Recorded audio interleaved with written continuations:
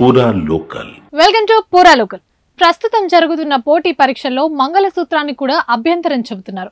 పరీక్షలకు వచ్చే వివాహిత మహిళలను మంగళసూత్రంతో ఎగ్జామ్ హాల్లోకి అనుమతించబోమని, పరీక్ష రాయాలంటే తాలిబొట్టు తప్పనిసరిగా తీసేసి రాయాల్సిందేనని రైల్వే శాఖ పెట్టిన కండిషన్ కర్ణాటకలో దుమారం రేపింది. మత స్వేచ్ఛను ఉల్లంఘిస్తూ తీసుకున్న ఈ నిర్ణయం కోట్లాది మంది హిందువుల మనోభావాలను దెబ్బతీస్తుందని విశ్వ హిందూ పరిషత్ నేతలు నిరసన వ్యక్తం చేస్తున్నారు. హిందువులు ఎక్కువగా ఉన్న మన దేశంలో ఇలాంటి విధానాలను అంగీకరించేది లేదని బెంగళూరులో ఆందోళనకు దిగారు. హాల్ టికెట్లపై పేర్కొన్న కండిషన్లు వాపస్ తీసుకోవాలని డిమాండ్ చేస్తున్నారు. తాలిబొట్టు తీయకుండానే రైల్వే పరీక్షలు రాసేలా అనుమతించాలంటూ జిల్లా కలెక్టర్తో పాటు పలువురు ఎంపీలకు విహెచ్పి వినతి పత్రాలు అందజేసింది. అయితే రైల్వే డిపార్ట్మెంట్లో నర్సింగ్ సూపరింటెండెంట్ పోస్టులకు ఈ నెల 28 నుంచి కర్ణాటకలో పరీక్షలు ప్రారంభమయ్యాయి. ఈ పరీక్షలకు వచ్చే అభ్యర్థులు మంగళసూత్రం, చెవిపోగులు, ముక్కు పిన్నులు, ఉంగరాలు, కంకణాలు, జంధ్యం వంటి చిహ్నాలు సహా ఎలాంటి ఆభరణాలు ధరించకూడదని హాల్ టికెట్లపై పేర్కొన్నారు.